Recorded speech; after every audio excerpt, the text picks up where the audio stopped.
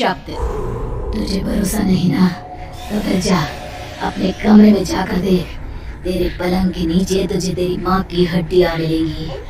प्रभात दौड़कर अपने कमरे में जाता है और अपने पलंग के नीचे देखता है।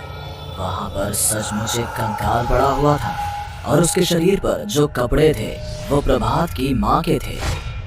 क्या बात है, आज तो आप सुबह से ही बहुत बिजी हैं। ऐसा क्या लिख रहे हैं? बस एक फैमिली की कहानी लिख रहा था। जैसे हमारी फैमिली है ना, तुम, माँ और मैं, लेकिन थोड़े अलग तरीके से, क्योंकि ये कहानी हॉरर है और इसमें जो आदमी है ना, मैंने उसकी बीवी को मार दिया है। मतलब कहानी में ऐसा लिखा है। और जानती हो, उसके बाद जो बीवी है ना, वो एक बुरी आत्मा बन जाती है। क्या बेटा, इस तरह की डरावनी कहानियाँ क्यों लिखता है तू? जानता है ना, हम जो सोचते हैं, जो लिखते हैं, हमारा दिमाग पूरा दिन वैसा ही होता रहता है। माँ, परेशान होने वाली क्या बात है? राइटर हूँ मैं, मेरा तो काम है कहानियाँ लिखना। और वैसे भी ये सिर्फ एक कहानी है माँ, कोई सच नहीं है। उसके बाद कुछ दिन बीत जाते हैं। एक रात प्रभात को अपने ऑफिस से लौटने में देरी हो जाती है। रात के लगभग 12 बजे हुए थे। प्रभात जैसे ही अपने घर पहुंचता है, उसने देखा कि उसकी पत्नी दुर्गा डाइनिंग टेबल पर उसका इंतजार कर रही है। आ गए आप? कब से आपका इंतजार कर रही थी। देखिए ना, खाना भी ठंडा हो गया है। अरे दुर्गा, आज तुमने अपने इतने लंबे लंबे बालों को खोलकर क्यों रखा है? तुम तो हमेशा अपने बाल बांध कर रखती हो। वो क्या है ना प्रभात, जब इंसान अपनी जिंदगी से मुक्त हो जाता है ना, तो उसे दूसरे सारे बंधन खोल देने चाहिए। इसलिए मैंने अपने बालों के बंधन भी खोल दिए। ये तुम किस तरह की बातें कर रही हो? तुम ठीक तो हो? मैं बिल्कुल ठीक हूँ प्रभात। अच्छा चलो खाना खाओ। वो क्या है ना दुर्गा, मुझे भूख नहीं है। ऑफिस में कुछ खा लिया था। कोई बात नहीं, मैं तुम्हारे लिए एप्पल काट देती हूँ, एप्पल खा लो। नहीं दुर्गा, मुझे नहीं खाना है, मेरा मन नहीं है यार। तभी अचानक से दुर्गा अपने हाथ में एक बड़ा सा चाकू लेकर प्रभात पर हमला कर देती है। प्रभात अपने आप को बचाने की कोशिश करता है। आज मैं तुझे नहीं छोड़ूंगी, तुझे अपने साथ लेकर जाऊंगी अपनी दुनिया में। ये क्या बोल रही हो तुम? तुम्हारा दिमाग खराब हो गया है। आखिर तुम हो कौन? दुर्गा अपनी गर्दन टेढ़ी करते हुए बोलती है। मैं दुर्गा हूँ, तुम्हारी पत्नी। ध्यान से देखो मेरी आंखों में। प्रभात बुरी तरह से डर जाता है और घबराहट में वो चाकू अपनी पत्नी के पेट में मार देता है। उसकी पत्नी की वहीं के वहीं मौत हो जाती है और उसकी चीख की आवाज सुनकर उर्मिला दौड़ते हुए बाहर आती है। ये तूने क्या किया प्रभा? तुमने अपनी पत्नी का खून कर दिया। लेकिन तू तो उसे बहुत प्यार करता था बेटा।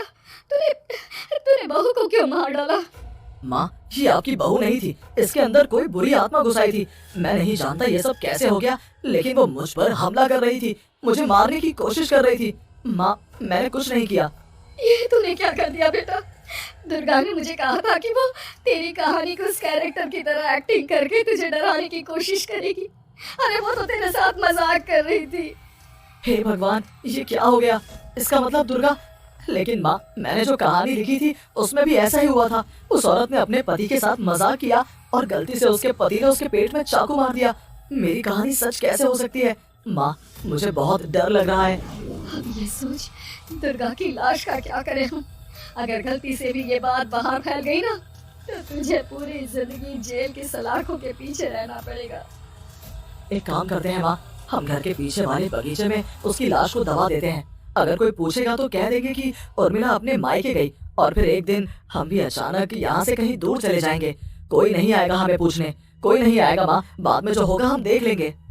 प्रभात अपनी माँ उर्मिला की मदद से दुर्गा की लाश को अपने घर के बगीचे में गाड़ देता है। कुछ दिन तो ऐसे ही बीत जाते हैं, लेकिन एक दिन अचानक रसोई से आ रही कुछ आवाजें सुनकर प्रभात की नींद खुलती है। प्रभात ने देखा कि वहां पर एक लंबे बालों वाली औरत दूसरी तरफ चेहरा करके खड़ी हुई थी। कौन है? कौन है वहां पर? अरे कौन हो तुम? मैं दुर्गा हूँ प्रभात। क्या हुआ? मुझसे इस तरह के सवाल क्यों कर रहे हो तुम? तुम दुर्गा नहीं हो सकती। दुर्गा तो... प्रभात, मैं तुम्हारी पत्नी हूँ, तुम मुझे कैसे भूल सकते हो? 4 दिन के लिए मायके क्या चली गई? तुम तो मुझे भूल ही गए। अब अगली बार ना मैं कहीं नहीं जाऊंगी।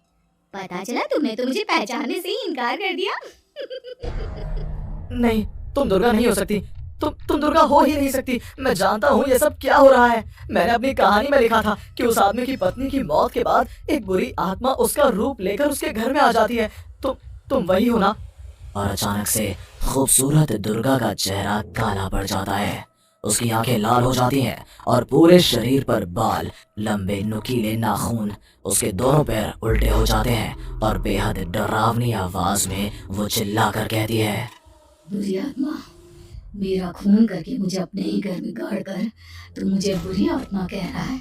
मैं तुझे छोड़ूंगी नहीं। और अचानक से प्रभात के घर में बेहद डरावनी आवाजें गूंजने लगती हैं। घर में चारों तरफ बहुत सारी बुरी आत्माएं नजर आने लगती हैं। प्रभात घबरा कर अपनी माँ को आवाज देता है, माँ कहाँ है आप? जल्दी आइए माँ, देखिए ना ये सब क्या हो रहा है। प्रभात ने देखा कि अचानक से उसकी माँ कमरे से दौड़ कर आती है। क्या हुआ प्रभात? हाँ, ये लोग कौन है? इन सबके गर्दन टेढ़ी क्यों है? इनके बाल खुले हुए। हाँ, प्रभात, ये सब लोग तो मुझे मरे हुए नजर आ रहे हैं। हाँ माँ, ये सब लोग मरे हुए ही हैं और ये ठीक वैसा ही हो रहा है जैसा मेरी कहानी में हुआ था।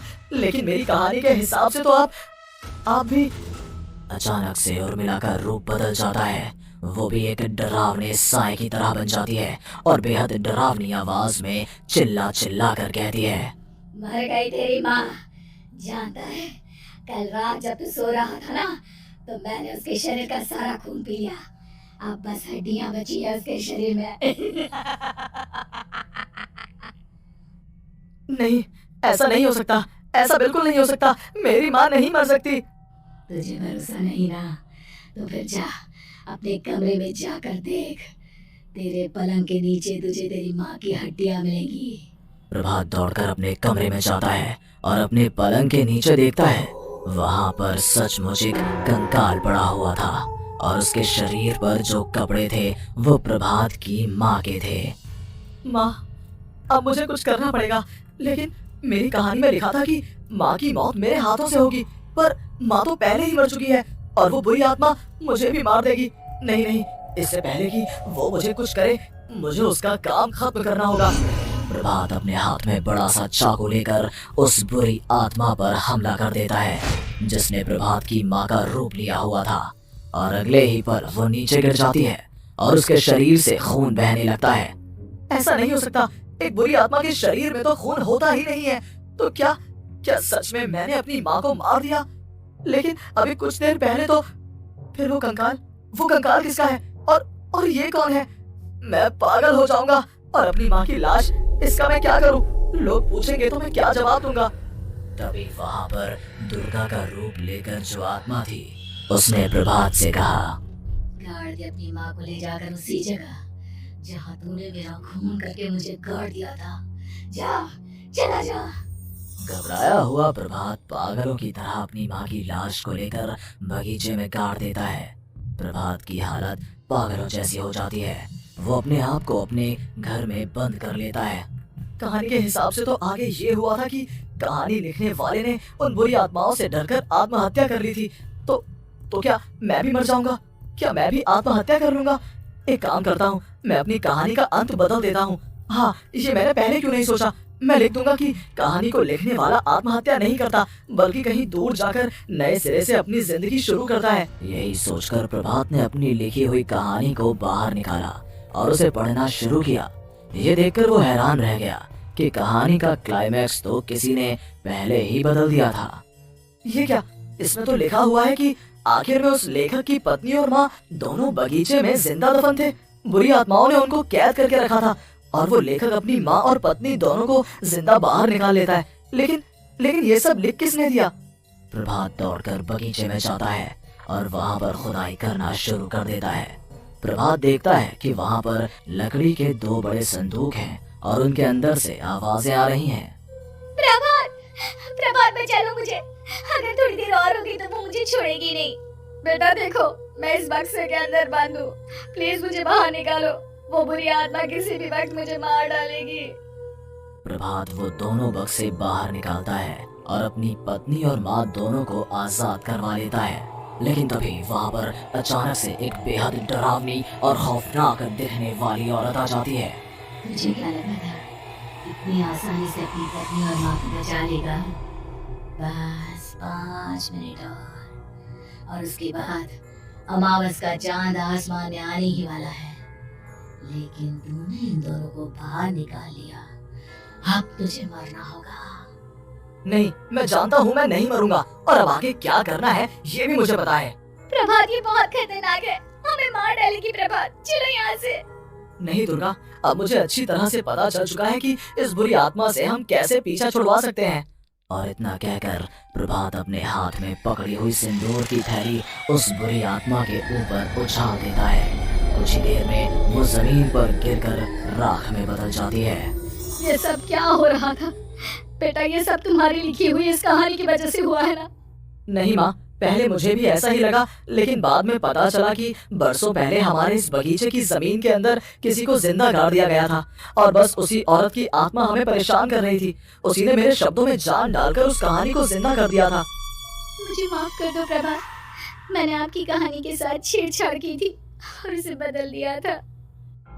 माफी मांगने की जरूरत नहीं है दुर्गा, तुम्हारे उस बदलाव की वजह से ही आज हम सब जिंदा हैं, क्योंकि आखिर में कहानी में वो हुआ जो तुमने लिखा था।